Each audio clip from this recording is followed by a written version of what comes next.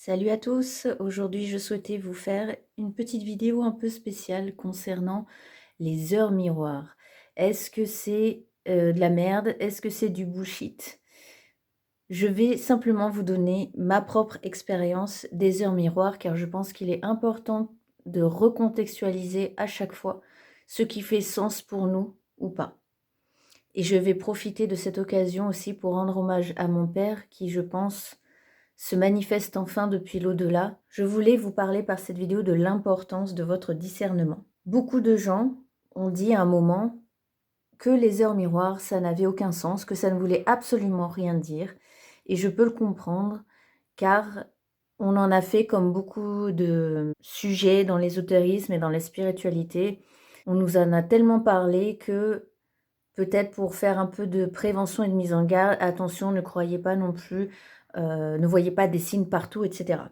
Donc mon cas à moi, c'est que à force d'analyser ma propre situation, les propres signes, moi, que je constate, et ben pour moi, elles ont leur importance. Et je vais vous expliquer pourquoi. Mon père est décédé en 2018. Nous avons eu une relation très difficile, une communication qui ne passait pas du tout, qui n'a jamais passé. Quand j'ai appris son décès en 2018, je ne vivais pas dans la même ville que mes parents. Mes parents étaient à Grenoble et moi j'étais en banlieue parisienne. Quand j'ai appris la nouvelle du décès de mon père, la première pensée, toute première pensée qui m'est venue, c'est maintenant on va pouvoir communiquer. Maintenant on va enfin pouvoir parler et échanger. Et ce que je vous dis est très important pour la suite de la vidéo et de cette carte-là. Donc cette dernière semaine, je pense, je crois, que je reçois des signes de la part de mon père sous forme d'heures miroirs. Ceux qui discréditent les heures miroirs ont un raisonnement tout à fait logique. On est constamment sur nos téléphones portables. Et donc, à force d'y être, eh ben, il y a beaucoup de probabilités pour qu'on tombe sur ces heures miroirs ou des suites de chiffres. Et donc, on est tenté de prendre tout cela pour des signes. Mais c'est vrai que, si c'est constamment, tous les jours, enfin, là, moi-même, je serais tentée aussi de vous dire: «Non, bah, non, effectivement, ça n'a pas beaucoup d'intérêt». Or, il se trouve que l'année dernière, j'ai passé ma vie, j'ai passé tout 2023 collée à mon téléphone parce que je me mettais une pression énorme pour faire de la com, acharnée sur les réseaux concernant Little Moon 13, mes offres. Je voulais de la visibilité, vraiment maximum, et j'étais tout le temps sur mon téléphone.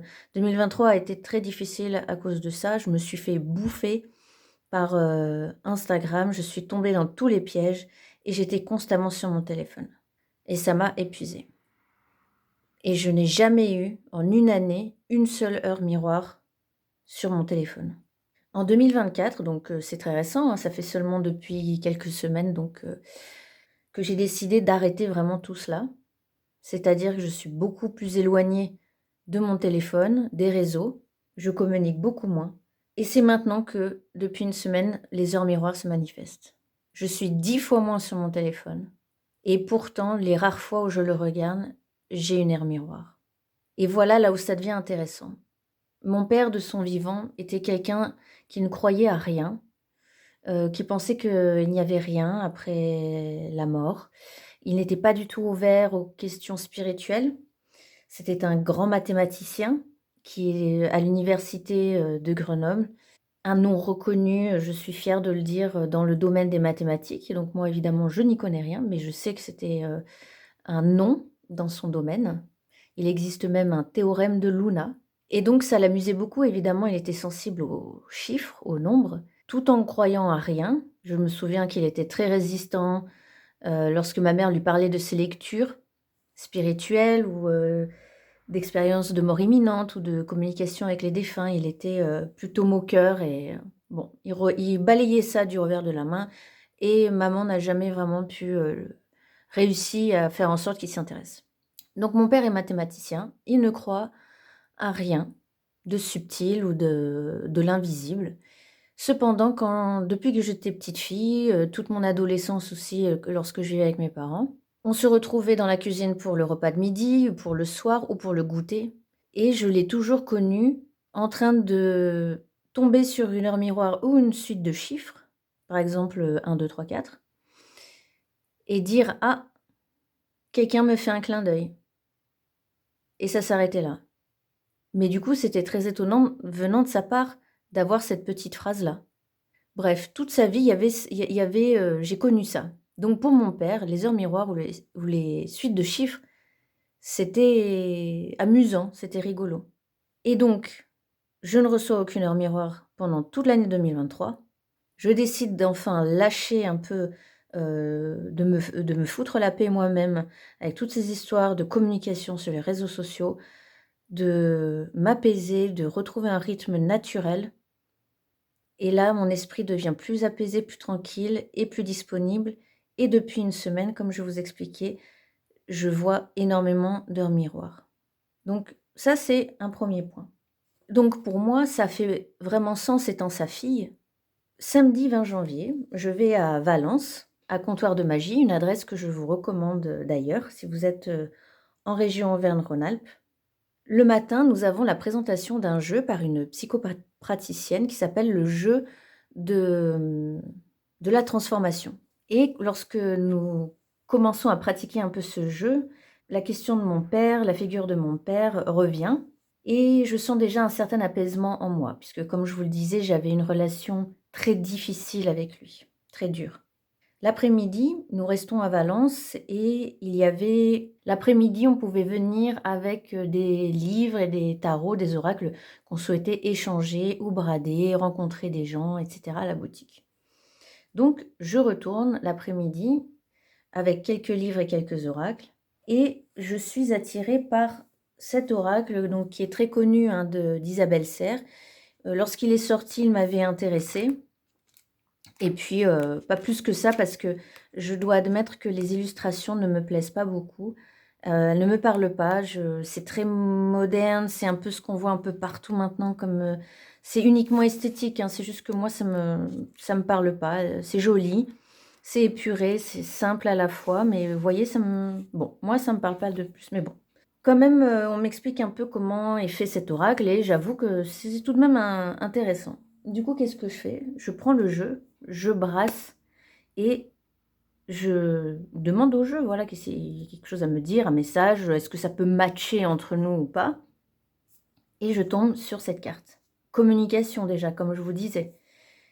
Quand mon père est décédé, c'était direct à: «On va enfin pouvoir discuter». Donc déjà, je vous le dis tout de suite, elle me parlait bon. Communication, je voyais pas très bien le mot en lui-même, si ça pouvait me parler ou pas. Et puis je prends le livret et je lis le texte qui va avec. Et là, pour moi, c'était vraiment un message de mon père. Je vais vous le lire rapidement. J'ai pris le message de l'entité, c'est ça qui m'intéresse avec chaque carte, c'est qu'il y a un message d'une entité. Et là, vraiment, le message, le voici. La communication n'a pas été forcément ma plus grande qualité. Je voulais être dans une certaine maladresse, pardon, je pouvais être dans une certaine maladresse ou dans un silence. J'ai pu aussi dire certaines choses que je ne pensais pas. Pourtant, c'est en communiquant que des liens peuvent se créer d'une façon positive. Actuellement, je cherche à communiquer avec toi. Je le fais par des mots que tu peux voir d'une façon répétée. Toujours le même mot. C'est moi. Et moi, en fait, c'est pas ce qui se passe en ce moment, vraiment. Je sais pas des mots, un mot qui me revient sans arrêt, mais du coup, dans mon contexte, je l'ai pris pour toutes ces suites de chiffres ou ces heures miroirs. J'ai besoin de te dire des choses comme j'entends tout ce que tu as à me dire. Aimer quelqu'un, c'est important, mais lui transmettre son amour, ça l'est tout autant.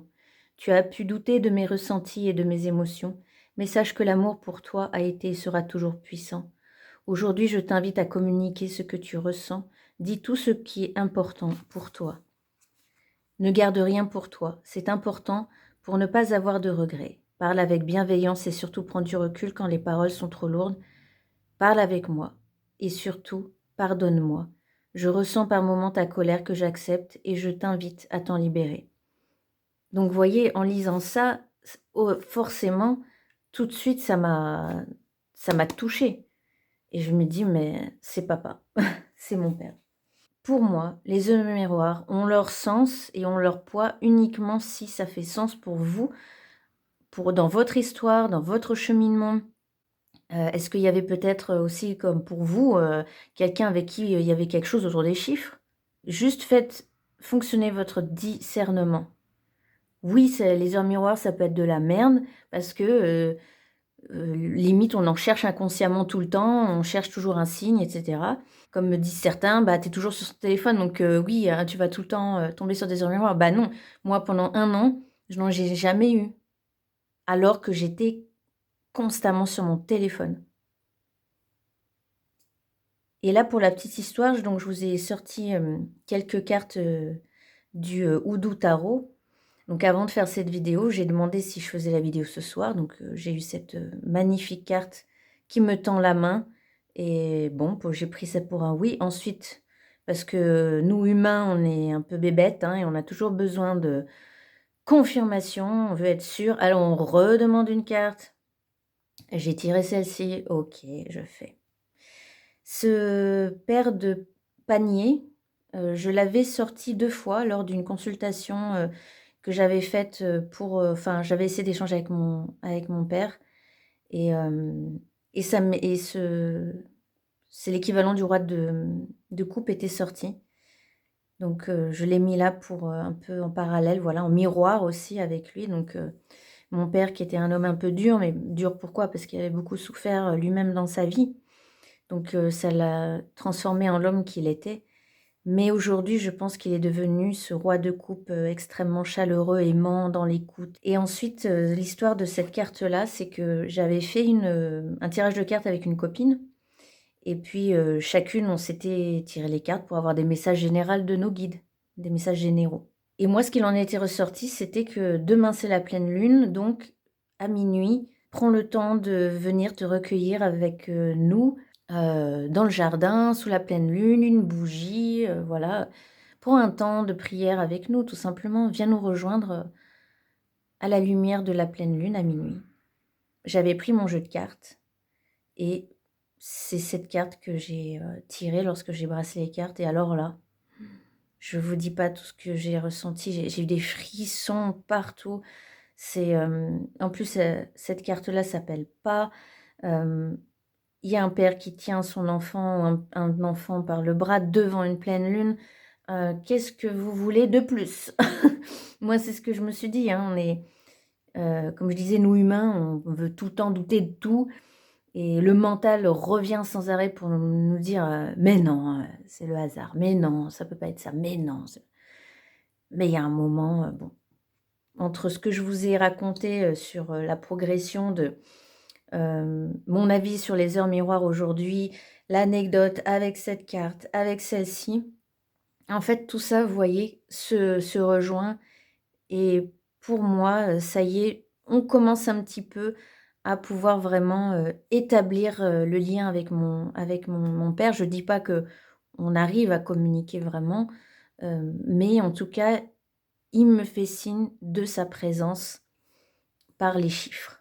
J'espère que ce petit partage vous aura intéressé. Dites-moi si vous, ça vous arrive aussi, de ressentir des petits signes comme ça des morts, des ancêtres et puis donnez-moi votre avis aussi sur, les heures miroirs, hein. Est-ce que vous êtes plutôt, la team, coucou des ancêtres ou la team, moi ça me parle pas du tout, je laisse tomber. Par contre, vous avez peut-être d'autres ressentis et d'autres petits signes autres évidemment, il peut y en avoir des milliers, hein, mais voilà, dites-moi si vous avez des petits signes comme ça de temps en temps et votre intuition vous dit, c'est telle personne et cetera. Voilà, je m'arrête là. Je vous souhaite une très bonne journée ou une très bonne soirée et à très bientôt.